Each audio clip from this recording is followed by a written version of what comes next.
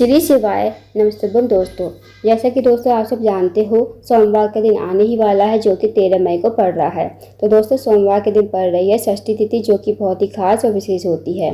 बस दोस्तों आपको 5 दीपक वाला अचूक उपाय करना है सोमवार के दिन। यदि आप इस उपाय करते हो ना, तो जो भी आपकी मनोकामना होगी, चाहे वो धन को लेकर हो, व्यापार को लेकर हो, नौकरी को लेकर हो, या फिर दोस्तों आपकी कोई अधूरी मनोकामना हो जो काफ़ी दिनों से अधूरी पड़ी है, तो इस उपाय करने से आपकी मनोकामना अवश्य ही पूर्ण हो जाएगी। साथ ही अगर आपके जीवन में कोई समस्या चल रही है तो वो समस्या भी आपके जीवन से समाप्त हो जाएगी।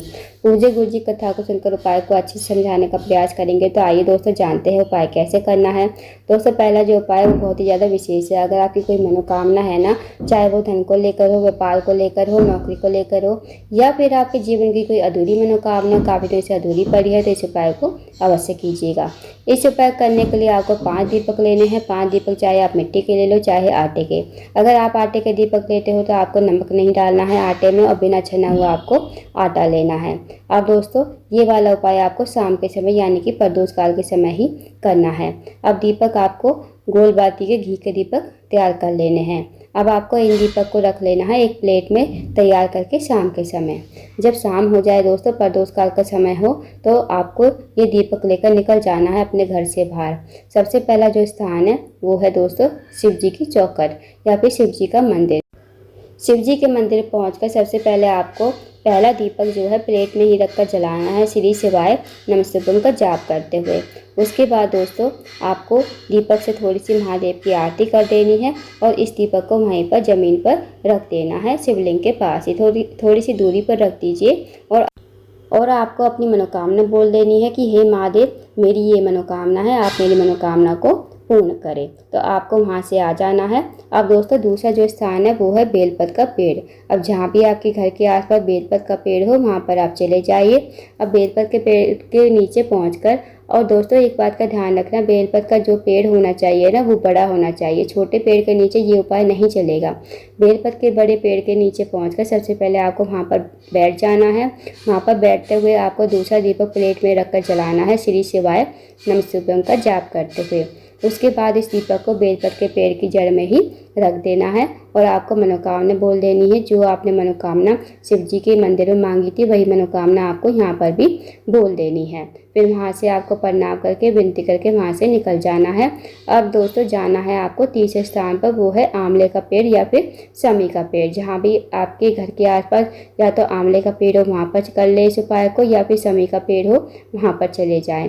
अब आंवले के पेड़ के पास पहुँचकर आपको तीसरा दीपक प्लेट में रखकर जलाना है, श्री शिवाय नमस्तुभ्यम का जाप करते हुए। और इस दीपक को वहीं पर आपको आंवले के पेड़ के नीचे ही रख देना है। आपको अपनी मनोकामना बोल देनी है। जो आपने मनोकामना शिव जी के मंदिर में मांगी थी वही आपको मनोकामना यहाँ पर बोल देनी है। दोस्तों आपको एक या दो मनोकामना नहीं बोलनी है, सिर्फ आपको एक ही मनोकामना बोलनी है। जो आपने शिव जी के मंदिर में बोली थी वही मनोकामना आपको हर जगह ही बोलनी है। अब दोस्तों जो चौथा स्थान है वो है पीपल का पेड़। जहाँ भी आपके घर के आसपास पीपल का पेड़ हो वहाँ पर आप चले जाइए। पीपल के पेड़ के पास पहुँचकर आपको सबसे पहले वहाँ पर बैठ जाना है, और चौथा दीपक आपको प्लेट में ही रखकर जलाना है, श्री शिवाय नमस्तुभ्यम का जाप करते हुए। और इस दीपक को आपको वहीं पर पीपल के पेड़ की जड़ में ही रख देना है, और आपको मनोकामना बोल देनी है। जो आपने मनोकामना शिव जी के मंदिर मांगी थी वही मनोकामना आपको यहाँ पर भी बोल देनी है। अब दोस्तों जो आगे पर 5वां दीपक है ना, वो आपको लेकर आना है अपने घर के मेन गेट पर। जहाँ भी आपका घर का मुख्य द्वार हो वहाँ पर आप चले आइए। अब अपने घर के मेन दरवाजे पर आकर दोस्तों एक बात का ध्यान देना है, जैसे आप बाहर से आ रहे हो ना, तो आपका जो सीधा हाथ होगा उसी तरफ आपको दीपक को लगाना है। तो आपको अपने सीधे हाथ की तरफ दीपक को प्रज्वलित करना है। अब 5वां दीपक जो है आपको प्लेट में रखकर जलाना है, श्री शिवाय नमस्तुभ्यम का जाप करते हुए।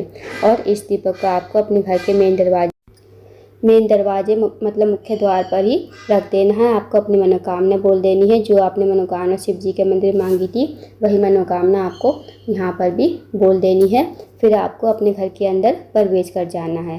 तो दोस्तों बहुत ही अचूक विशेष उपाय है। इस उपाय को सोमवार के दिन ये किया जाता है, और किसी दिन इस उपाय को नहीं किया जाता। तो आप करके देखिएगा।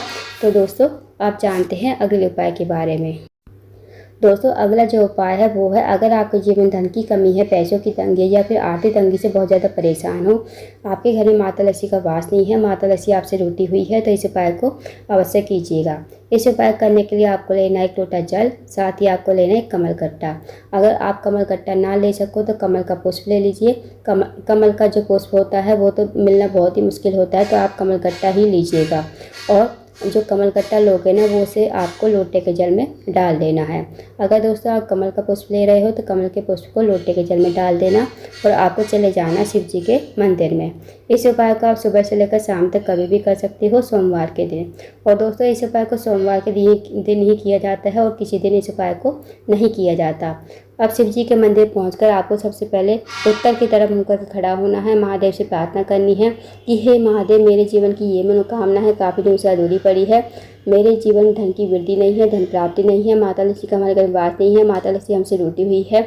आप कुछ ऐसी कृपा करें कि हमारे जीवन धन की वृद्धि हो, धन प्राप्ति हो, माता लक्ष्मी हमारे घर में वास करे। तो आपको ऐसी प्रार्थना विनती करते हुए लोटे का जल जिसमें आपने कमल कट्टा डाला है वो आपको शिवलिंग के ऊपर श्री शिवाय नमस्तुभ्यम कहते हुए और माता लक्ष्मी का स्मरण करते हुए आपको समर्पित कर देना है। फिर आपको भगवान को प्रणाम करते हुए विनती करते हुए आपको अपने घर पर आ जाना है। तो दोस्तों करके देखिएगा, बहुत ही अचूक और विशेष उपाय है। इस उपाय को आपको लगातार 5 सोमवार करना है, करके देखिएगा। इस उपाय करने से कभी आपके जीवन धन की कमी नहीं होगी, माता लक्ष्मी हमेशा आपके घर में वास करेगी।